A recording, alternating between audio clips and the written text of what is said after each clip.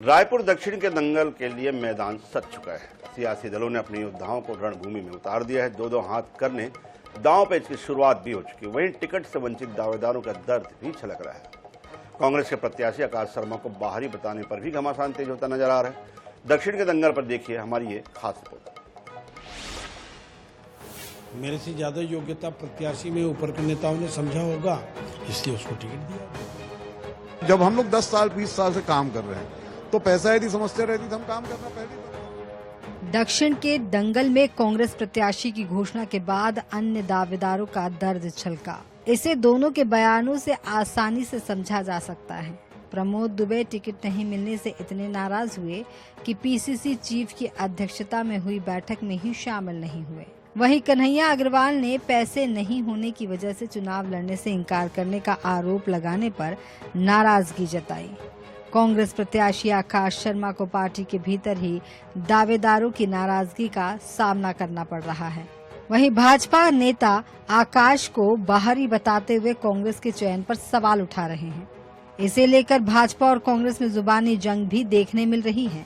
सांसद बृजमोहन अग्रवाल ने आकाश शर्मा को बाहरी करार देते हुए कहा कि उनका दक्षिण विधानसभा से कोई संबंध नहीं है।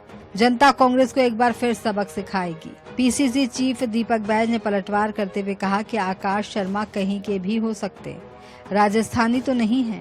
रायपुर दक्षिण में राजस्थान से आकर भी लोग चुनाव लड़ लेते हैं। कांग्रेस को कोई स्थानीय प्रत्याशी नहीं मिला। एक ऐसा प्रत्याशी जिसको रायपुर शहर के 1% जनता भी जानती नहीं है, पहचानती नहीं है, जिनका दक्षिण विधानसभा के विकास में, वहां की समस्याओं के समाधान में कोई योगदान नहीं है। और इसलिए जनता निश्चित रूप से कांग्रेस को पिछले 35 सालों से सबक सिखाती रही है, इस बार सबक सिखाएगी।